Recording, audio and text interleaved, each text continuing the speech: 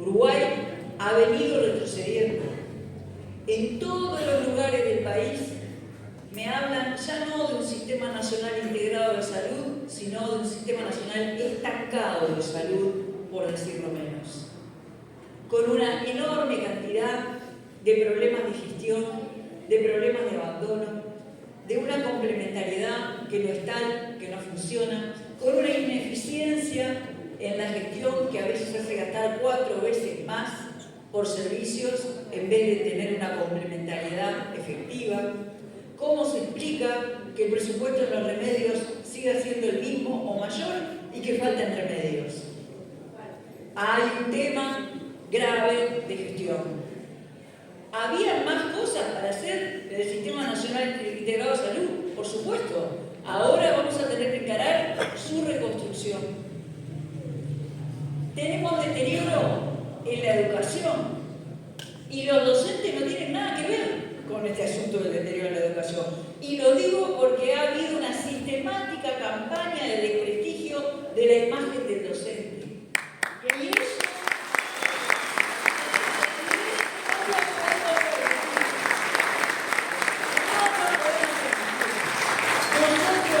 la enorme mayoría nos criamos y lo bueno que tenemos se lo debemos a la escuela bareliana, se lo debemos al sistema de educación pública. No me cabe la menor duda que es una política, o lo fue, de Estado del Uruguay. Es una política de Estado porque para poder tener acceso a la educación uno no tiene que pedir un favor. Imagínense si para ir a una escuela gratis uno tuviera que pedir un favor. Suena ridículo, suena distorsionado, ¿verdad? Pasa lo mismo con el trabajo. ¿Por qué hay que pedir un favor para tener un trabajo? Si es un derecho.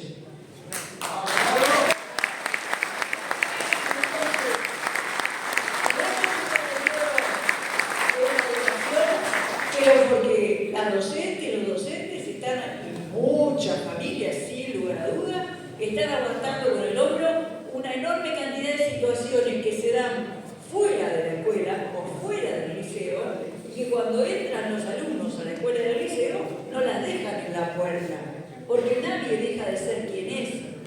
Cuando uno traspasa esa puerta, entra con sus circunstancias, con su vida, con su historia. Entonces, docentes se están teniendo que enfrentar con un problema que ya no se puede mirar para otro lado, que es el tema de la salud mental. Se están teniendo que enfrentar con problemas de mala alimentación. Se están teniendo que enfrentar también con problemas de violencia.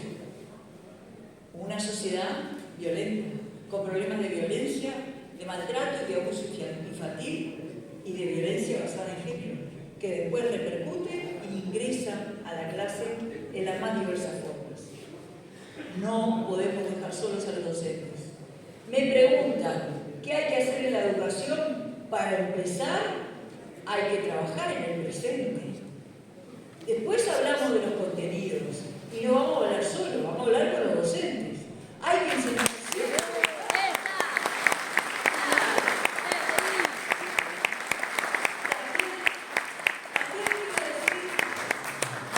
Yo estoy convencida, voy a hablar un minuto de los contenidos.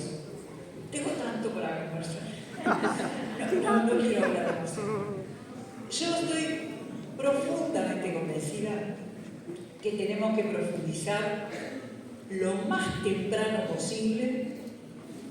Cuanto más chicas las personas, mejor. Tenemos que profundizar de verdad en la enseñanza de la ciencia.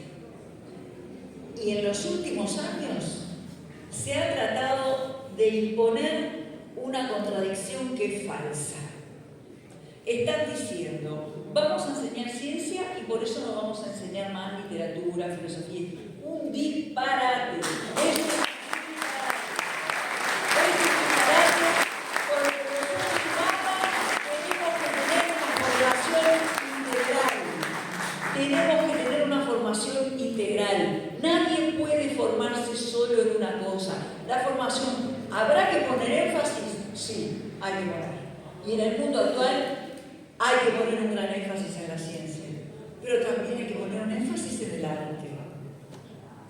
en el mundo donde arrasa la inteligencia artificial y del que ya formamos parte, la capacidad de discernir, de entender, de pensar en el otro, de ubicarse en la historia, de pensar con proyección, es la formación integral. Así que habrá mucho trabajo por hacer. Uruguay es un país de retrocesos y de estancamientos, pero Uruguay supo llevar avances adelante. Llevamos grandes avances adelante. Y eso no hay que olvidar. Uruguay tuvo enormes avances, no solo estoy hablando de los periodos del Frente Amplio, a lo largo de su historia. Recién estaba hablando del sistema de educación pública, que fue una construcción de décadas sobre décadas, con la contribución de cientos de miles de maestros, de alumnos, de alumnas y de familias. Como esa, Uruguay procesó grandes avances y se fue convirtiendo, resistió y sufrió la peor noche de la historia, la dictadura militar que vivimos, de la cual, con dolor, con mártires, con víctimas y con desaparecidos, nos repusimos. Saluda, María.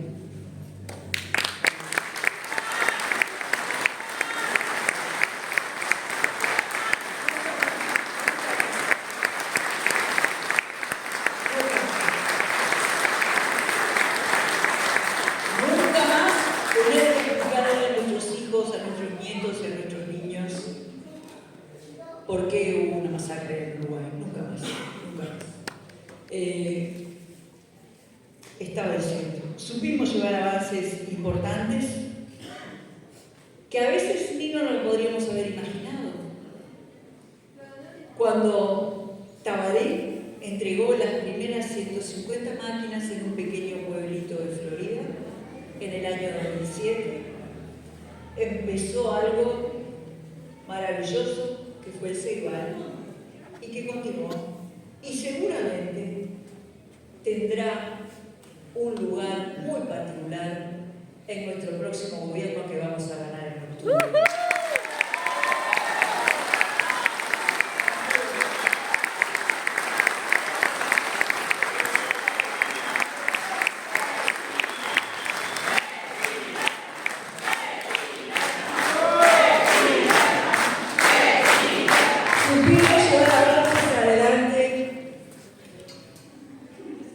Vinculados con el futuro. Supimos llevar adelante avances de verdad, cambios de verdad. ¿Qué es un cambio de verdad? ¿Cómo podemos distinguir un cambio de uno que sea de verdad? Para mí, humildemente, un cambio de verdad es aquel que, aunque no nos demos cuenta en el momento, nos prepara para escenarios del futuro. Un cambio de verdad es aquel que nos prepara incluso para lo que no podemos prever, que nos pone un poco más a salvo de la incertidumbre. Voy a nombrar algunos cambios de verdad que hicimos. El cambio de la matriz energética fue un cambio de verdad, ¿verdad?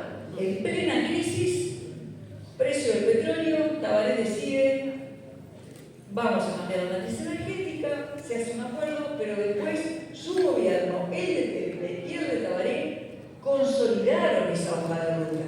La política de Estado no es solo firmar un papelito, es llevar adelante una hoja de ruta que lo consolide. ¿Y por qué eso es un cambio de verdad? Les voy a hacer una pregunta.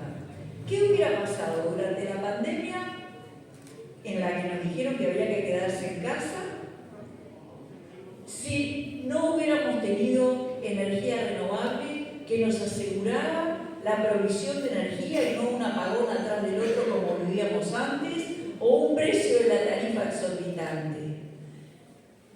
Ese cambio de la matriz energética nos preparó para algo que no podíamos prever, que era la pandemia. Ese cambio de la matriz energética hoy nos permite postular a enormes proyectos en Europa Porque los proyectos que se están postulando para que los países apliquen preguntan: ¿cuánto tiene su matriz eléctrica de energía renovable? 80, no sirve. ¿Cuánto tiene usted Uruguay? Más de 90, entonces sí. Eso fue un cambio de verdad. La fibra óptica fue un cambio de verdad. ¿Por qué fue un cambio de verdad? ¿Porque pudimos ver más rápido la película? La pudimos ver más rápido, pero no por eso. Porque pusimos la mejor tecnología al alcance de todos los hogares. No le dimos de baja a 60.000 hogares porque no podían pagar. Cuando un hogar no podía pagar, había un producto que se llama Universal Hogares, que permite tener fibra gratis, condicionado al tráfico. Hay diferencia en estrategia. La fibra óptica fue un cambio de verdad y la conexión del Uruguay, porque en plena era de la inteligencia artificial, un país tiene que estar bien conectado con el mundo y entre sí, porque si no, quedamos afuera de la economía. Y otra vez pregunto, ¿qué hubiera pasado en la pandemia con la educación si no hubiéramos tenido la conectividad que tenemos? Eso es un cambio de verdad porque nos preparó para el futuro que preveíamos de la inteligencia artificial y nos preparó para lo que no preveíamos como la pandemia. Los cambios de verdad nos preparan hasta para lo imprevisible. ¿Qué se necesita para llevar adelante cambios de verdad? Se necesita un rumbo. Este gobierno no tiene rumbo. Se necesita trabajar en equipo. Este gobierno es inestable, ha perdido un ministro, una ministra, a los 3 meses el canciller. Dicen que van bien con la seguridad, descabezan a la policía, después dicen que van para allá, que van para acá. No hay rumbo, no hay equipo. ¿Y qué otra cosa se precisa para llevar adelante cambios de verdad? Preparación. No estaban preparados. Nosotros... Y por eso es importante tener rumbo, estar preparados y trabajar en equipo. Porque a la hora de transformar la realidad hay que tomar decisiones. Las decisiones no pueden ser tomadas en base a olfato. El olfato es muy importante, la intuición es muy importante, pero gobernar es una cosa seria y no alcanza con el olfato. No se pueden tomar decisiones improvisando. Hay que tomarlas después de un profundo trabajo con mucha gente. Y en nuestro equipo de gobierno, desde mi humilde punto de vista, va a tener que haber un factor sistemático y nuevo, en una nueva forma de gobernar, que es la participación de la gente. Esa participación de la gente en los territorios es la que nos va a ayudar a cambiar las direcciones, a retroceder cuando algo no funciona y a poner primera cuando vamos bien. Y eso el Frente Amplio ya lo hizo en todo el Uruguay, articulando el territorio. Nuestros gobiernos articulaban el territorio, con instituciones que ahora se tomaron los vientos, pero estaban en los territorios. Solo que en esta parte del siglo XXI, además de eso, le tenemos que agregar la participación activa de los vecinos que viven en el lugar.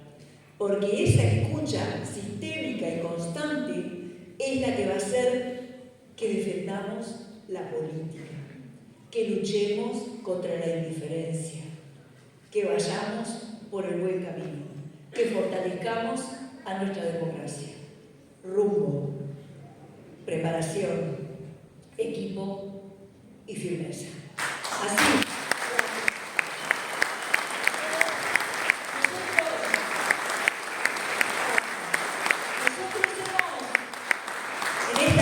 Recorrida en esta campaña con un gran equipo del cual ustedes son parte. Con un gran equipo venimos recorriendo todo el país y venimos conversando con una gran cantidad de personas y de colectivos y de grupos.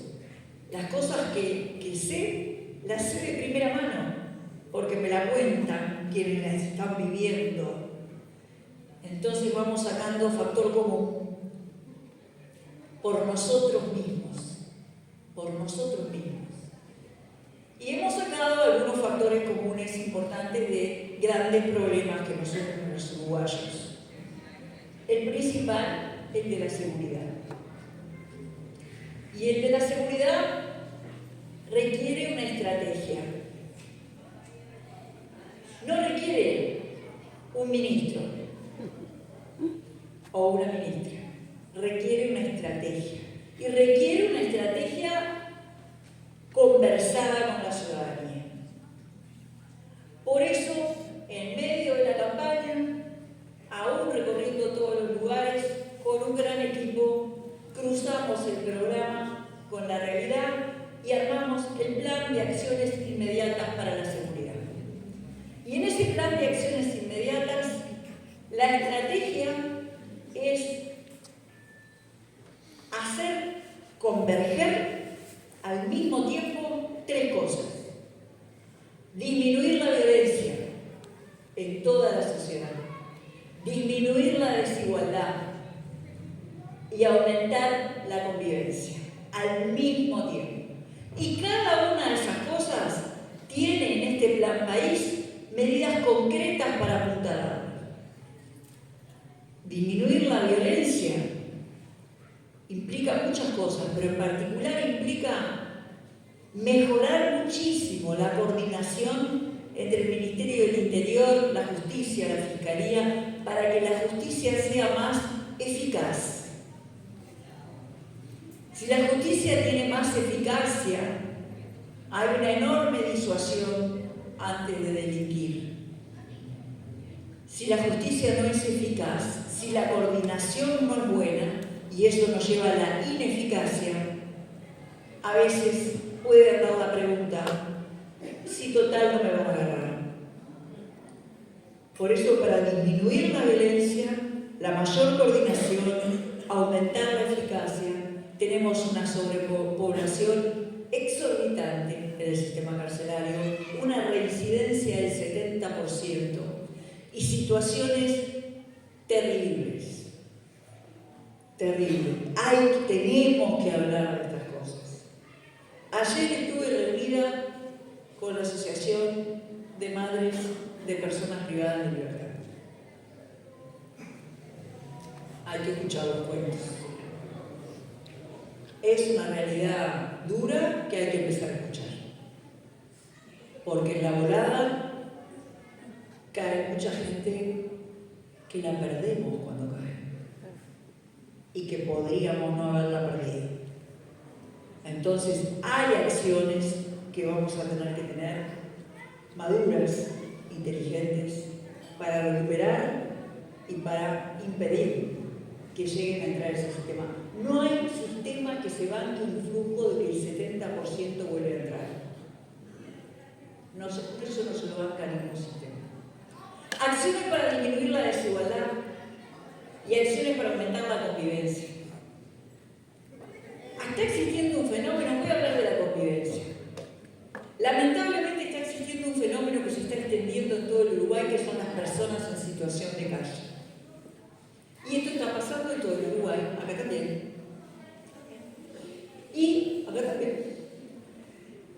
Y sucede que está bastante demostrado, lo vengo diciendo en varios lugares, que es un fenómeno que los seres humanos empezamos a acostumbrarnos. Llega un momento que empieza a formar parte del paisaje y que para nosotros es natural que haya alguien en situación de calle. Lo naturalizamos. ¿Se dan cuenta que estamos naturalizando que la gente coma de la basura? Sí. ¿En qué país queremos estar? Esa es la pregunta que hay que hacerse. ¿Yo en qué país? ¿Dónde quiero vivir? Yo quiero criar a mis hijos, a mis nietos, a los jóvenes, recorriendo las calles y diciéndoles que miren para otro lado cuando veo a alguien comiendo de la basura. ¿Ese es el mundo? ¿Ese es el valor? Estamos hablando de valores, tanto se habla de valores. ¿Esos son los valores? Que no pasen pase nada, que no nos pase nada por adentro cuando vemos a alguien comiendo la basura. Entonces vamos a tener que hacer algo sistémico y razonable para sacar a la gente de la situación de calle. Y en este plan planteamos medidas concretas, planteamos equipos de calle que salgan, que los atiendan, pero además tener un sistema de seguimiento. En Montevideo debe haber alrededor de 3.000 personas en situación de calle. Es muchísimo. En el Uruguay, según datos oficiales del 2020, ahora no sé, decía que había 4.000. No sé ahora cuánto hay. ¿Ustedes me quieren decir que en pleno siglo XXI no se puede armar un sistema de seguimiento y acompañamiento para 4.000, 5.000 personas? Si lo hiciéramos, ¿no estaríamos contribuyendo, primero, a que no vivan en la calle? Segundo, a todo lo que generan en la convivencia en su alrededor. Tercero, a que como sociedad nos estaríamos haciendo responsables de que no, esto no es natural. Y estaríamos generando un cambio cultural para nuestros hijos. Un ejemplito fue esto de la convivencia. Desigualdad. Desigualdad. Ahí hay que disminuir la desigualdad. Y hay muchas cosas en las que hay que actuar. Pero hay un factor que yo creo que ilustra bien clarito por qué es importante disminuir la desigualdad para mejorar la seguridad. Y me refiero al tema de las adicciones, que es un problema en todo el Uruguay. Pero no todos tienen la posibilidad de tener acceso a un tratamiento para recuperarse. Y lo que pasa usualmente es que cuando alguien quiere recuperarse y va a salud pública, tiene que golpear una puerta acá, otra puerta acá, otra puerta allá, otra puerta acá, hasta que él se encuentra la forma. ¿Es así o no es así? Estamos planteando algo concreto en el Plan País, que no haya puerta equivocada, unificar las entradas.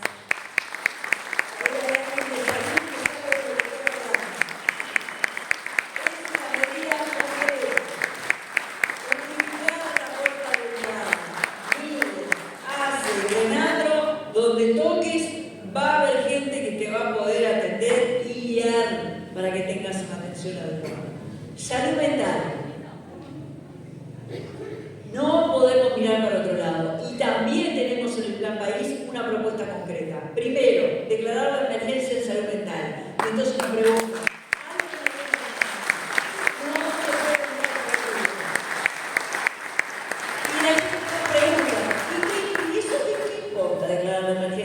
Bueno, porque si hay una declaración de Presidencia de la República, de declaración de emergencia nacional en salud mental, eso es el paraguas que dispara acciones concretas en todos los demás organismos del Estado. Pero además estamos planteando, porque quiero decir que este problema quizá a nivel nacional también está en Montevideo y yo lo viví. Y viví la impotencia de no poder hacer nada como intendenta de Montevideo. Pero como tenía a una gran directora de salud, que es la doctora Virginia Cardoso, que no se olvida nunca,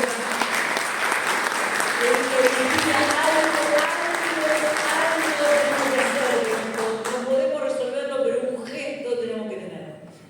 Acondicionamos un local, generamos un espacio que se llama Contás, se contrataron psiquiatras, el local está justo en San José de Ejido, se atienden jóvenes y habilitamos un WhatsApp que está atendido también por especialistas para jóvenes.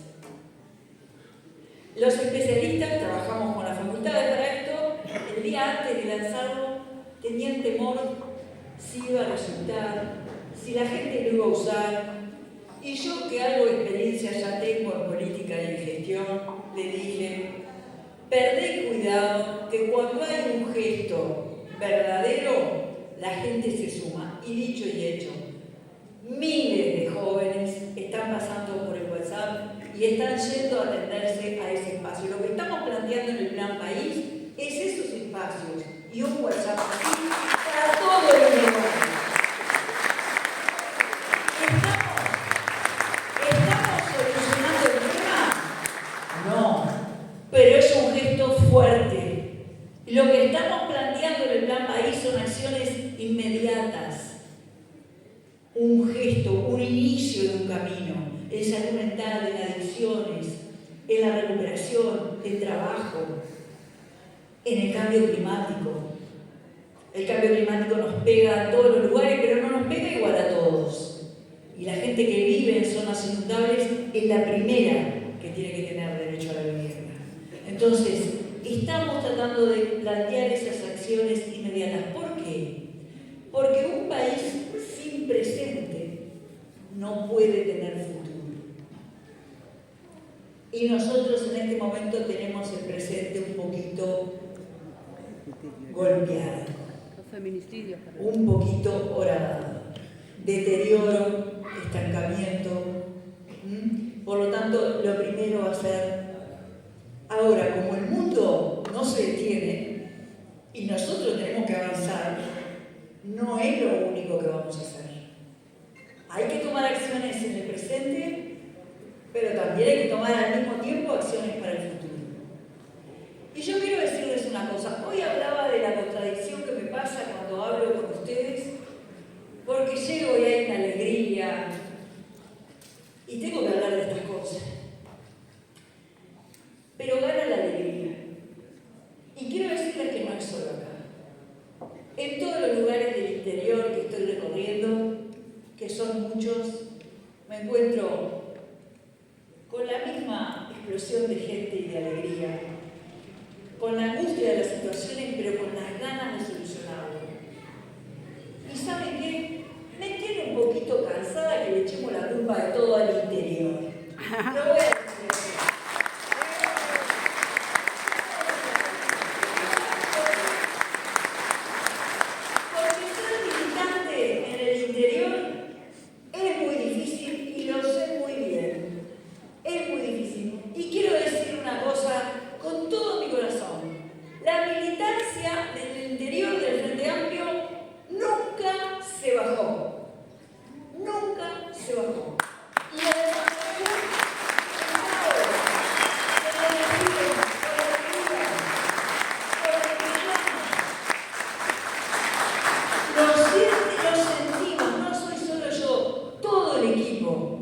De organización de la campaña Los 7, todo el equipo, les juro, vamos por un lugar y cuando nos vamos, clic, por esta alegría. Y por eso decidimos que la segunda parte del Plan País la vamos a presentar en el interior.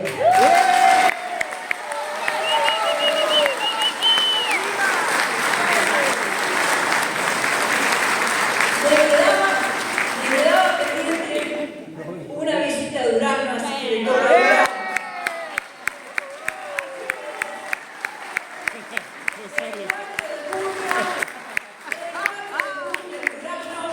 el Plan País, que esta vez, les voy a dar un adelanto, el Plan País es Plan de Acciones Integrales Sostenibles.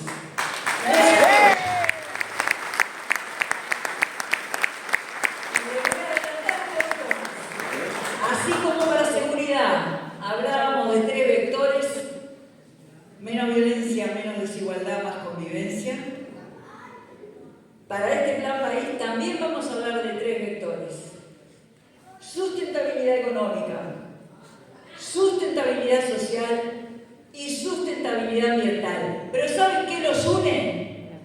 El trabajo. Y de eso vamos a hablar el 4 de junio. Así que, compañeras, compañeros, el país está en problemas, el mundo no se detiene. Tenemos que estar preparados para seguir soportando escándalos y angustia. Escándalos mientras la gente sigue teniendo el problema de que no encuentra remedio. pierde el trabajo, o de que no se puede